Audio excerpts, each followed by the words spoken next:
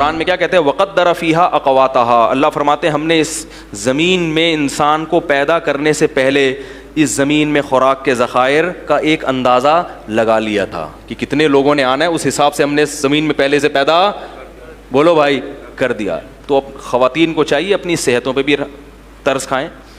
جو موٹاپا چڑھ رہا ہے اتنا زیادہ، یہ نسل روکنے سے چڑھ رہا ہے.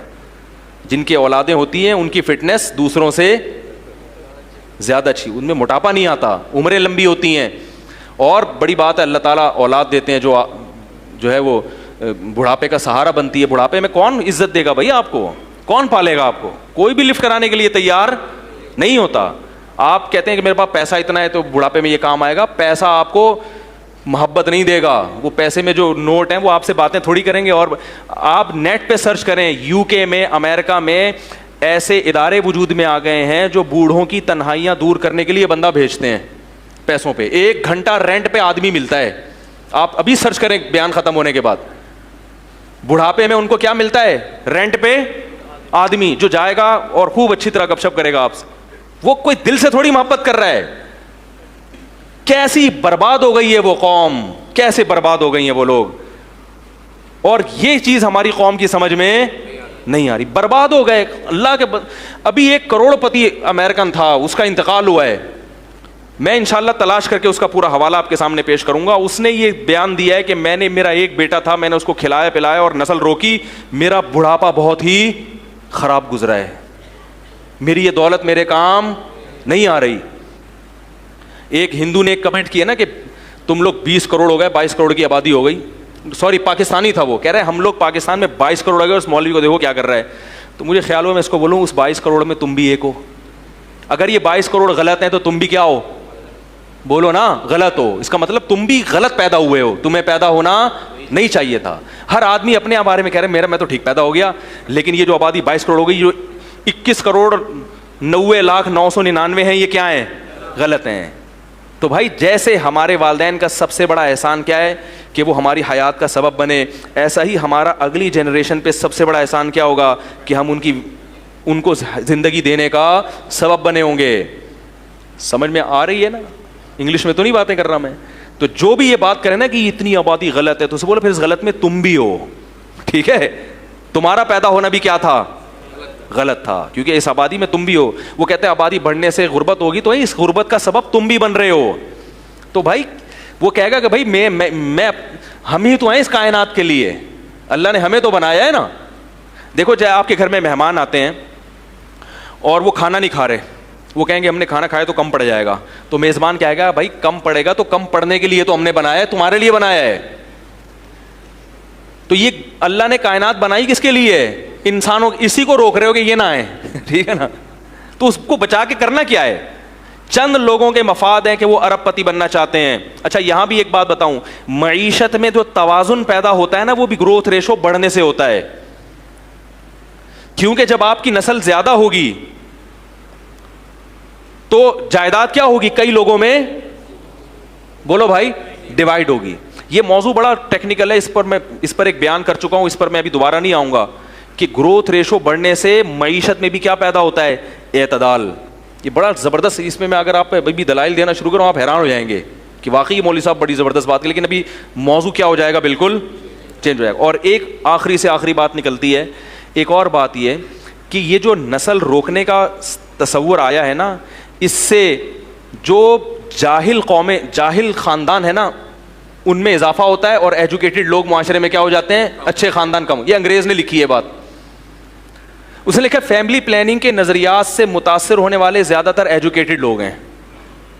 اچھی فیملیاں جو ہے نا وہ زیادہ متاثر ہوتی ہیں، کیونکہ وہ چاہتے ہیں کہ بھائی ہمارے بچے بالکل بہت ٹائٹ قسم کے 2 ہوں لیکن تمیز کے ہوں. یہ گنتیاں سکھائی گئی ہیں. ان کا خیال ہے کہ 10 تمیز کے ہو ہی نہیں سکتے، حالانکہ ایسا نہیں ہے.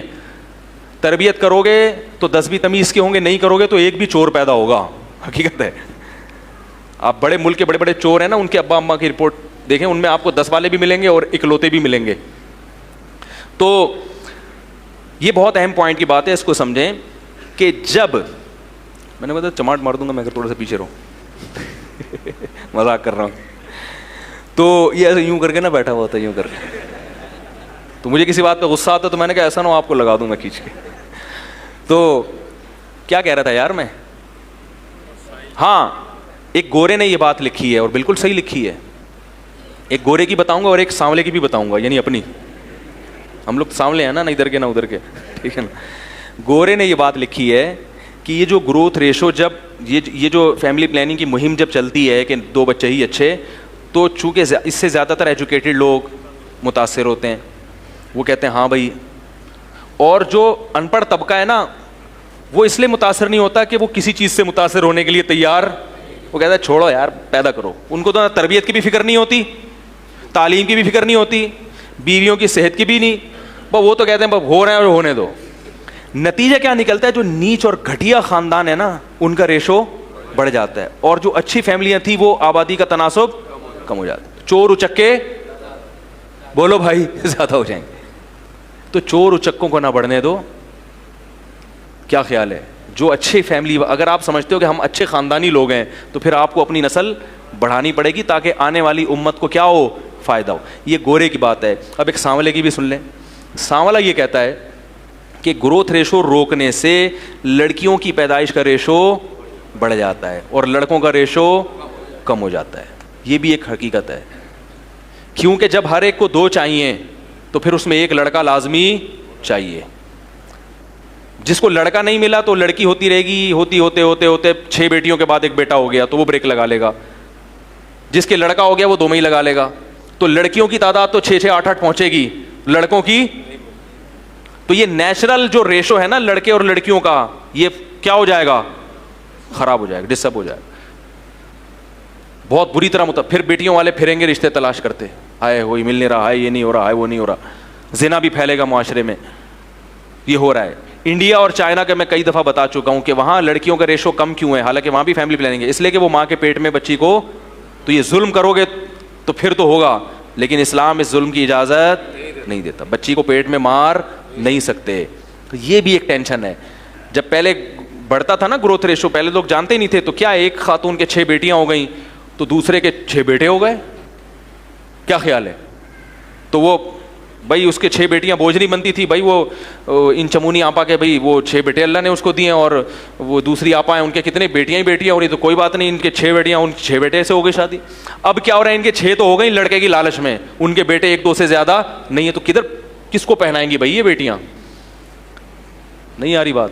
تو یہ باتیں آپ کو میڈیا نہیں بتائے گا میرے بھائی, یہ باتیں آپ کو مولوی کے علاوہ, بولو بھائی, کیونکہ مولوی صاحب کو تقریر کے پیسے نہیں ملتے. اور پھر بھی خواتین نے اگر نیگیٹو کمنٹس کرنے ہیں تو دل کھول کے کریں, صحیح ہے نا.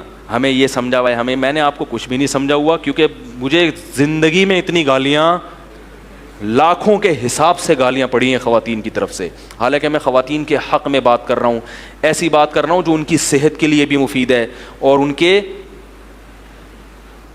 عورت تو بچوں پہ ہی تو حکومت کرتی ہے, وہ اصل حکومت عورت کی کس پہ ہوتی ہے, اولاد پہ ہوتی ہے. اسی سے آپ نے اس کو محروم کر دیا, جاب کرو جاب, بس جاب کرو جاب. پیسہ بھائی ہر چیز کا علاج نہیں ہے.